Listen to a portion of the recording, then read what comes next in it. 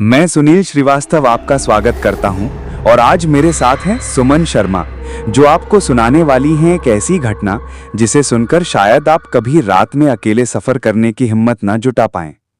कहानी का नाम है पिछली सीट पर कौन। रात का वक्त था, घना अंधेरा, हल्की हल्की धुंध। पुराने नेशनल हाईवे 21 पर अजीत अपनी पुरानी एम्बेसडर कार चला रहा था।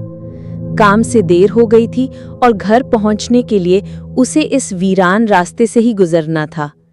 चारों तरफ सन्नाटा, बस कभी कभी किसी उल्लू की आवाज या दूर से आती हवा की सिसकी।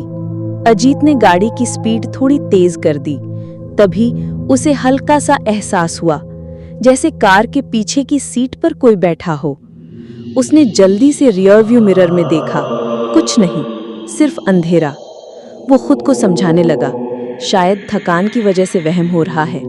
लेकिन कुछ देर बाद फिर पीछे से सीट में हल्का सा दबाव पड़ा, जैसे कोई अपना वजन डाल रहा हो। अजीत का हाथ स्टीयरिंग पर कस गया। उसने डर के मारे गला साफ किया, कौन है? कोई जवाब नहीं, बस हल्की सी फुसफुसाहट। मुझे घर छोड़ दो, मैं यहीं पास में रहती थी। अजीत का पूरा शरीर ठंडा पड़ गया। उसने तुरंत रियर व्यू मिरर में फिर देखा और इस बार उसकी रीढ़ में सिहरन दौड़ गई। पिछली सीट पर एक औरत बैठी थी, लंबे बिखरे बाल, पीली पड़ी त्वचा और आंखें जैसे अंधेरे में भी चमक रही हों। अजीत ने डर के मारे ब्रेक नहीं लगाया, बस गाड़ी तेज चला दी। तुम कौन हो? उसने हकलाते हुए पूछा। उस औरत की आवाज धीमी लेकिन बेहद ठंडी थी। मुझे घर छोड़ दो, मैं यहीं पास में रहती थी।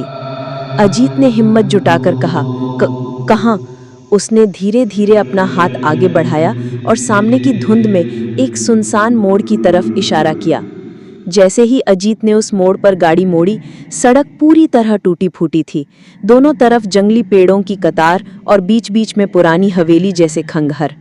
अचानक औरत ने कहा, यहीं रुक जाओ। अजीत ने ब्रेक लगाया, लेकिन जैसे ही उसने मुड़कर देखा, पीछे की सीट खाली थी, दरवाजा भी बंद, खिड़कियां भी बंद। उसका दिल मानने को तैयार नहीं था।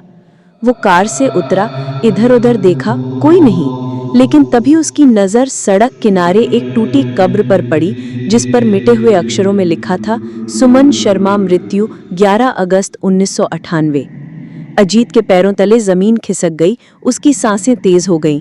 वो बिना पीछे देखे गाड़ी में बैठा और पूरी स्पीड से वहां से निकल गया। और आज तक उसे समझ नहीं आया कि उस रात पिछली सीट पर कौन था।